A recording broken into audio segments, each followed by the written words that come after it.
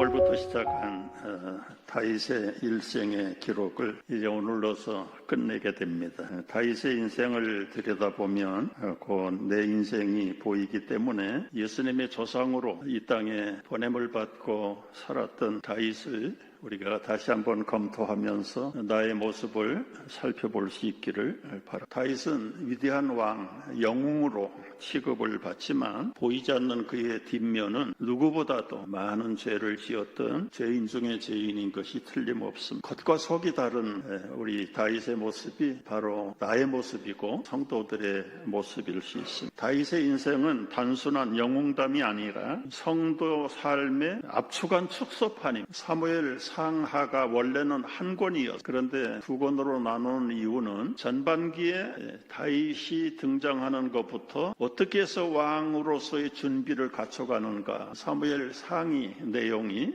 거기에 초점을 맞췄고, 사무엘 하는 왕이 된 다음에 다윗이 하나님 앞에서 어떻게 평가를 받아야 될 것인가에 대한 다윗의 평가 기록서, 이러한 다윗의 삶을 한마디로 하나님의 마음에 합한 자로 확인을 돼서 그가 떠난 수천 년이 지난 오늘날에도 모든 성도들 입에서 위대한 다윗의 왕의 예수 그리스도의 조상이 된 다윗 왕을 높이 바라보는, 오늘 우리가 말씀을 다윗의 긍정적인 면, 부정적인 면을 한번 파헤쳐 볼 필요가 있어요. 하나님께 쓰임받는 다윗은 성공적인 면에서 그동안 약하고 흩어졌던 민족들을 왕국으로, 다윗의 왕국으로 확고하게 세우는 일에 공로자였습니다. 언약궤를 버려졌는데 그 언약궤를 안치하는 위대한 업적도 다윗에게는 빼놓을 수 없는 것입니다. 우리가 읽은 7장의 결론의 말씀은 아브람과 약속했던 언약을 다윗에게 재차 언약을 함으로 그 유명한 커버넌트 오브 데이빗을 완성하고 지켜가는 모습이 다윗에게 가장 위대한 모습이라고 보아집니다. 이제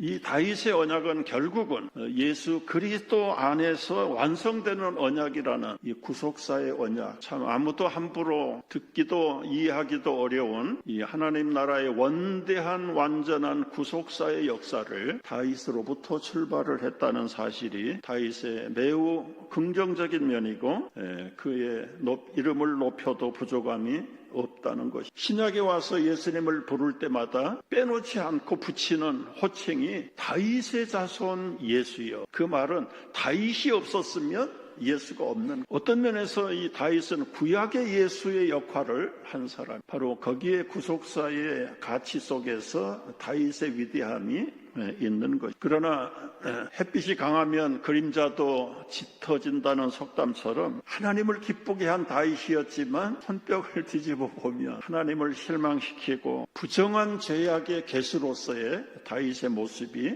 감춰져 있습니다. 우리가 아는 대로 간음했고 살인했고, 그거보다도 중요한 것은 죄를 덮어버리고 하나님의 말씀을, 하나님을 무시한 이 엄청난 죄인 중에 죄인이 다윗. 그 결과로 자녀 교육도 실패하고 사랑은 있었지만 공의가 없는 그 가정. 여러분, 신앙은 교회에서만 하는 것이 아니라 가정에서 검증이 돼야 되는데, 다윗은 백성들에게 존경은 받았지만 자녀들에게는 존경받지 못하는 버려진 아버지 같은 역. 결국은 가정 붕괴가 압살롬의 반역으로 확대되어, 다윗의 말년에도 작은 실수 하나가 백성들 700명의 생명을 빼앗기는 이 엄청난 대역죄를 지었던, 그럼에도 불구하고 하나님이 다윗을 내버리지 않고 끝까지 붙들고 쓰시는 그 하나님의 의도는 무엇일까? 다윗과 맺었던 하나님의 그 언약 때문에, 이 언약이라는 게 여러분 한 번 맺으면 바꿀 수 없는 게 언약. 다윗의 실패도 타락도 결국은 쓰시기 전에 회개를 통해서 언약을 흔들지 못하는, 여러분 이제 다윗의 단면을 보면 우리의 모습이 보이는 것 같지 않습니다. 너무나 나의 삶과 다윗의 삶이 닮아 있다는 것이 다윗을 우리가 친숙하게 가까이 갈 수 있는, 먼저는 어떻게 해서 왕으로 선택을 받게 되었는가, 한마디로 하나님의 은혜로 세워진 인생이다. 하나님이 티네이저, 집에서도 귀하게 여김을 받지 않는 버려진 막내 아들, 그것을 어떻게 하나님이 하나님이 픽업하셨을까? 제가 다윗을 묵상하다가 늘 궁금한 점이, 그 당시 인구가 유대인들이 한 10여만 명 됐죠. 10여만. 100만 명, 1000만 명에 비하면 작은 숫자지만 12지파의 후손들 가운데 몇 년 안 돼서 10만 명이 된다는 것도 이 엄청난 은혜고 기적. 여러분, 우리가 10만 명을 다 헤아리지 못하잖아. 그런데 어떻게 베들레헴 촌구석에서 양을 치는 꾀째째한 목동을 하나님께서 왕으로 기름을 부으셨을까? 다윗이 무슨 인류학교의 유명한 출신도 아니고 전국대회에 나가서 우승을 해서 유명인사가 된 소년도 아닌데, 심지어는 학교는커녕 가정에서도 인정을 받지 못하는 건장한 형들과 아들들은 다 집에서, 요즘 말로 바꾸면 간식 먹으면서 텔레비전 보고 있는 그 시간, 막내둥이 천덕꾸러기 다윗은 제일 높은 산에 쫓김을 당했어. 아버지의 양을 밤새도록 지켜야 되는 그 버려진 소년을 하나님이 어떻게 픽업을 해서 왕으로 내정을 하셨을까? 사무엘이 하나님의 지시를 따라서 정확하게 집 주소까지 불러, 너는 가라 베들레헴 지역에 이새의 집으로. 그 집에 아들들이 많다. 기름병에 기름을 준비해가지고 선지자 사무엘이 베들레헴 구석에 이새의 집에 갔어. 우리 한번 모처럼 하나님께 번제를 드리십시다, 예배를 드리십시다. 그 가장인 이새가 얘들아 다 모여라, 다 모여라. 방마다 나오는데 아들들을 보니까 너무너무 늠름하고 준수하고 스마트하고 아주 인테리켈러 같아. 그 아들 엘리압을 볼 때 하나님이 어떻게 이렇게 맞춰놓았습니까? 인물도 그의 매너도 부족함이 없는 이 엘리압에게 제가 기름을 붓겠습니다. 한 방에 사무엘 선지자도 그냥 뿅 가. 하나님께서 사무엘아, 사람은 외모를 보지만 나는 중심을 본다. 아니다. 둘째를 보고 셋째를 보고 넷째, 다섯째, 여섯째를 보는데도 하나님이 그런데 왜 나를 여기에 보내셨습니까? 아들을 다 봤습니다. 하나님은 아니라는, 그 가장인 이새에게 아들이 이게 전부입니까? 아니요, 하나 있습니다. 어디 있습니까? 지금 저 산꼭대기에 밤새워서 양을 지키는, 데리고 오십시오. 여러분, 아버지가 막내를 볼 때도 가족으로 취급을 안 할 정도로 그 어린 것을 산으로 내쫓아버린, 사람의 기준으로 볼 때는 집에 있는 아들들이 다 구비된 아들들이지만 어떻게 하나님이 산에 숨어있는 그 어린 철없는 막내둥이 다윗을 왕으로 지적을. 여러분, 성경에 보면 하나님의 눈은 두루 세상을 감찰하시, 그냥 건성으로 보시는 것 같지만 한 사람 한 사람을 속속들이 들여다보시는 하나님, 그 리스트에 제1번으로 적어놓은 사람이 양치기 소년 다윗. 여러분, 여기서 우리가 힘을 얻을 수 있는 비결이 있는 거예요. 인물이 없다고, 스펙이 약하다고 낙심하지 마세요. 학벌이 우선이 아닙니다. 집안 배경, 외모가 필수적인 것이 아닙니다. 그런 것들을 갖추지 못했다고 많은 사람이 자기의 존엄성을 내버리고 살아요. 여러분, 우리 한국 사람들 알잖아요. 못생겨서 죄송합니다. 그 코미디언은 못생기는 자존감을 지켜서 유명 스타가. 다윗을 통해서 인도하시는 하나님의 기준, 하나님은 겉모습이 아니라 중심을 보시는 분이심을 믿으시기 바랍니다. 하나님은 은밀한 곳에서 버려진 사람들을 통해서 준비시키시는 하나님. 모세를 보십시오. 광야에서 40년 썩었던, 아무도 알아주지 않는 버려진 모세. 하나님 미디안 강에서 40년 동안 준신 하나님의 프로그램. 외로움과 외톨이로 자라 마마보이가 되었던 야곱. 살 곳이 없어서 이리저리 피하고 도망다니다가 하나님께 붙들린 형제들에게 인신매매 당하고 버려졌던 요셉을 보여. 여러분, 사사시대 겁쟁이 기드온은 얼마나 겁이 많았는지 사사기를 여러분 읽어보시면. 근데 보이지 않는 곳에서 하나님은 은밀한 가운데서 숨어있는 사람들 중에서도 준비된 사람. 따라서 여러분, 이런 하나님의 픽업의 원리를 본다면 다윗의 양치기의 시절은 불행한 시절일 것 같지만 하나님의 작품을 만들어내는 감춰진 의욕의 과정. 여러분, 이런 하나님의 선택하는 방법이 사람들이 버린 돌이 머릿돌, 코너스톤이신 예수 그리스도 메시아가, 하나님은 결코 실수가 없는 분이십니다. 정확하게 짚으십니다. 왜 하필이면 다윗이었을까? 성경 신학적인 입장에서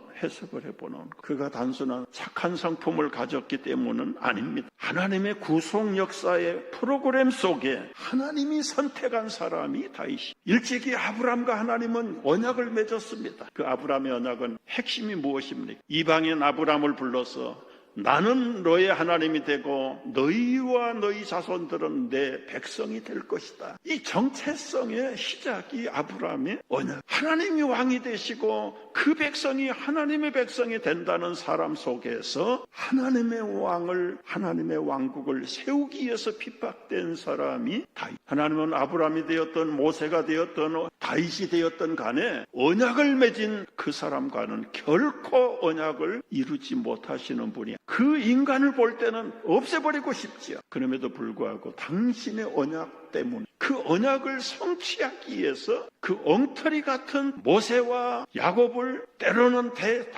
다윗을 새 사람으로 바꿔가면서 언약을 이루신. 중요한 것은 하나님의 관심에 리스팅이 돼 있는가 안 돼 있는가. 그것이 오늘 다윗을 보면서 그가 교육이나 환경이나 용모나 그의 능력이나 인간성을 볼 때는 도저히 하나님의 리스트에 올라갈 수 있는 사람이 아니에요. 왜 그걸 픽업했습니까? 라고 따지는 것은 토기장에 가서 깨어진 토기가 항의하는 것과 똑같다고. 왜 나 같은 것을 하나님이 버리지 않고 붙들고 계시는가? 이유가 없습니다. 그건 하나님께 물어봐야 돼. 결과적으로는 나 같은 것도 던져버리지 아니하고 끝까지 붙들고 계시는 주님. 근데 착각하지 마세요. 붙들었다고 해서 내가 온전해진 거 아닙니다. 다윗도 하나님의 리스팅에 기록이 되어 있지만은 하나님 몰래 돌아가서 딴짓하고 있잖아요. 엄청난 죄를 범하고 있잖아요. 그런 다윗을 하나님께서 왕의 리스트에 올려놓고 드디어는 15년의 연단을 거쳐서 이스라엘의 왕으로 세우신. 사람을 봐서는 별것 아닌데 하나님이 세우신 왕이기 때문에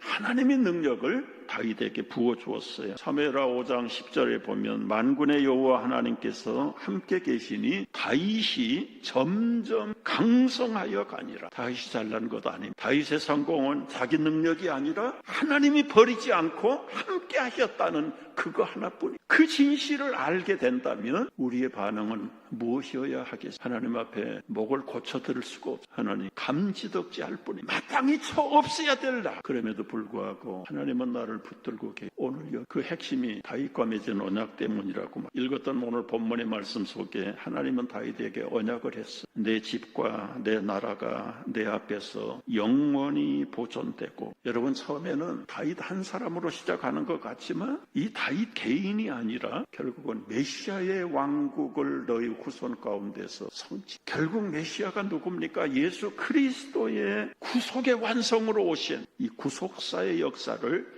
써내려가겠다. 이 구속사라는 말은 느딤티브 히스토리 20조 30대 40대 500년의 족보를 이어가는 우리 가문의 족보가 아니라 예수 그리스도의 메시아의 왕국의 족보 노력을 하게. 여러분 다윗을 볼 때 다윗이 잘해서 된 것이 아니라 내가 잘돼서 이 자리에 있는 것이 아니고 하나님이 함께 하시고 하나님이 세우셨기 때문에 오늘 우리가 이 자리에 있다는 사실을 믿으시기 바랍니다. 그래서 조심해야 될 것이 내 성공이 내 공로로 착각하고 있으면 절대로 안 된다. 어떤 사람이 얘기했어요. 하나님이 없는 성공을 두려워하세요. 성공 다 원하지만 하나님이 없는 성공은 성공하지 못한 것. 하나님이 언약을 맺었지만 무조건 죄를 지으면 풀이 패스하는 것 아닙니다. 성도들과 범죄에 관한 하나님의 징계를 우리는 명확하게 알고 있어요. 다윗 스토리가 워낙 참 추잡하고 굳어갔기 때문에 입에 올리기도 싫은 그의 구체적인 죄악 중에 대표가 바세바 사건이죠.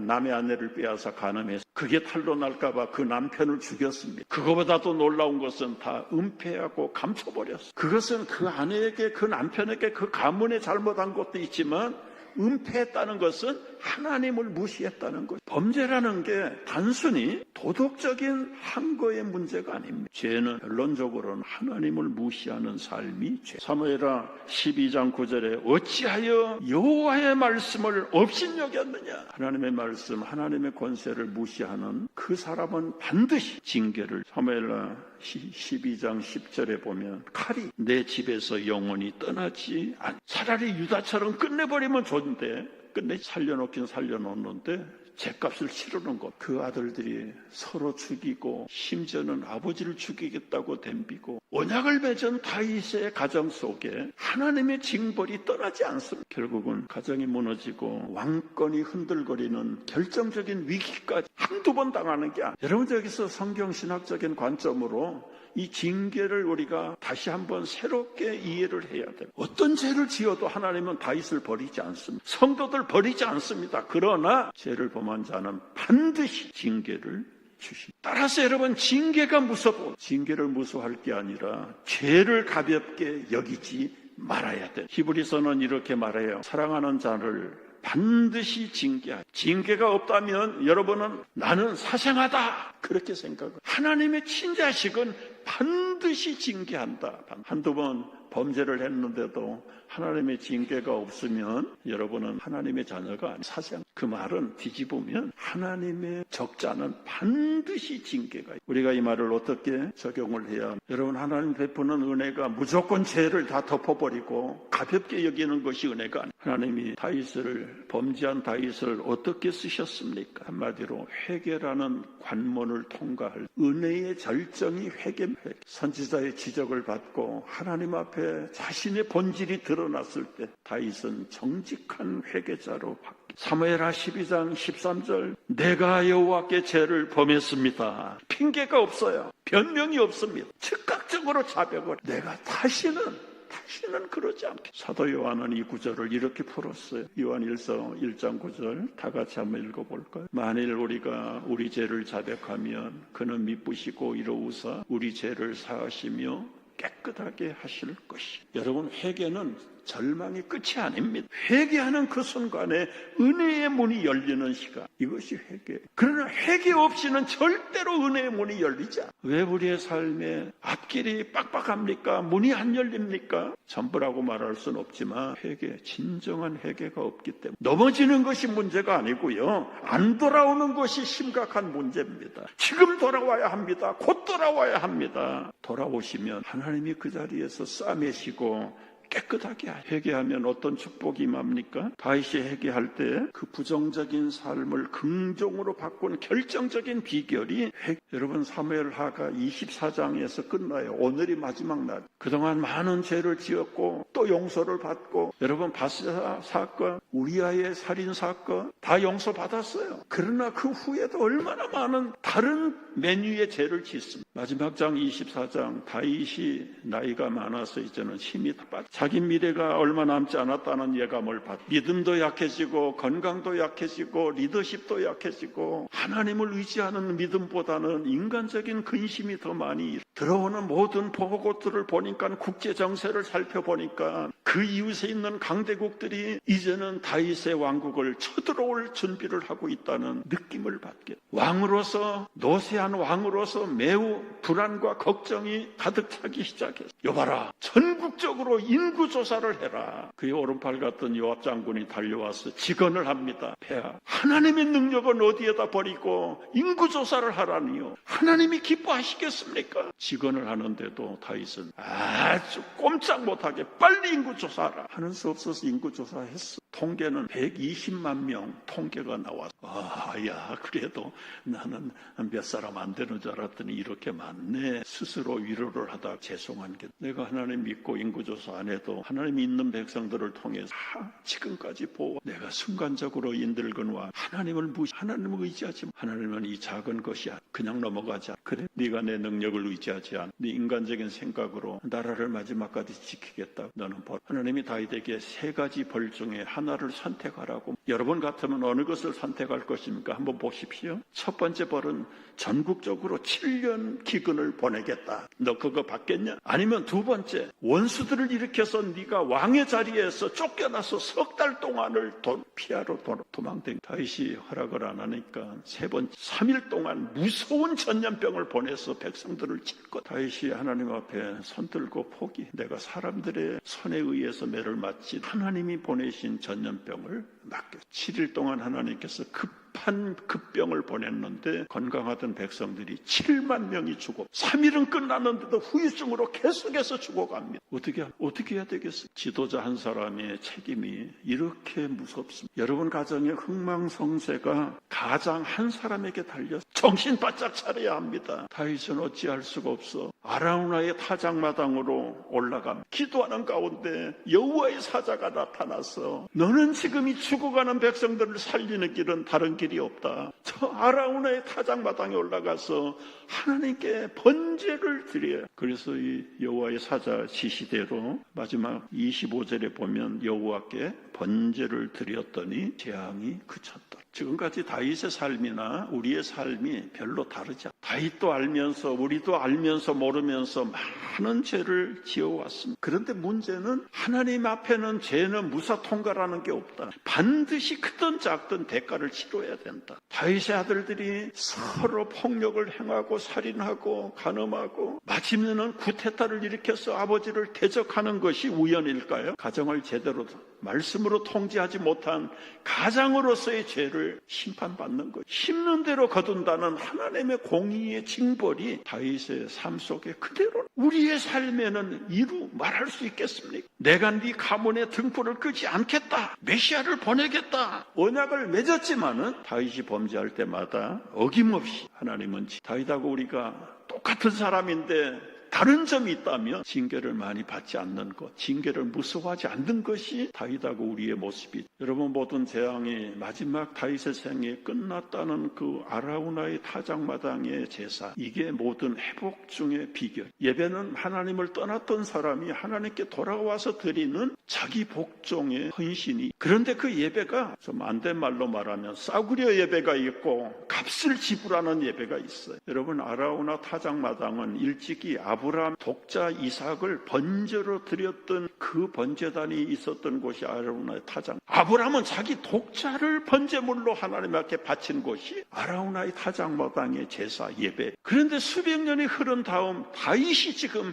아브라함이 드렸던 그 타작마당에 올라가서 백성들을 대신해서 자기의 믿음 없음을 하나님 앞에 회개하고 번제를 드리는데, 그냥 드린 게 아니라 은 50세겔을 지불하고 그 아라우나의 타작마당을 부입, 남의 땅 빌려서 예배하지 않겠다는 겁니다. 예배의 기본 정신, 나의 귀중한 것을 드리는 것으로부터 예배가 시작이 돼요. 여러분, 저는 여러분에게 유언 같은 말씀을 드리고 싶어요. 앞으로 언젠가는 김 목사가 여러분의 눈에 사라질지라도 진정한 예배의 가치를 잊지 않기를 바랍니다. 예배는 보는 것이 아닙니다. 목사의 전유물도 아닙니다. 예배는 복받는 시간이 아니에요. 예배는 나를 드리는 시간입니다. 얼룩진 나의 영혼을 하나님의 영의 진리 앞에 바쳐드리는 시간이에요. 예배는 나의 정과 욕심을 십자가에 못 박아 드리는 죽음의 시간, 헌신의 시간, 그리고 새로운 믿음 안에서 새롭게 살아나는 시간이 예배. 건성건성 몸으로만 나오는 것은 진정한 다윗의 아라우나의 타작마당의 예배. 하나님은 이런 제한을 다